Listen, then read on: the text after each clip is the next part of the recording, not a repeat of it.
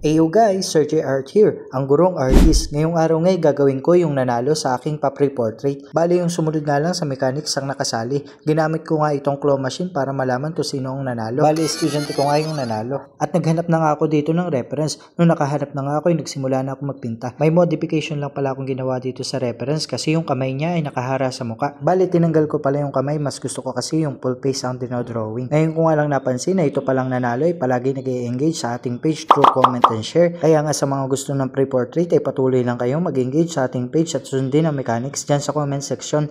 Natapos ko na nga itong portrait at hinatid ko na sa kanya kaso nakauwi na daw pala siya. Kaya kinaumagahan ay pinapunta ko na siya dito sa faculty at ito ang naging reaction niya. Hindi ko ako nasa video na ako. Halaya! Hello sir, thank you.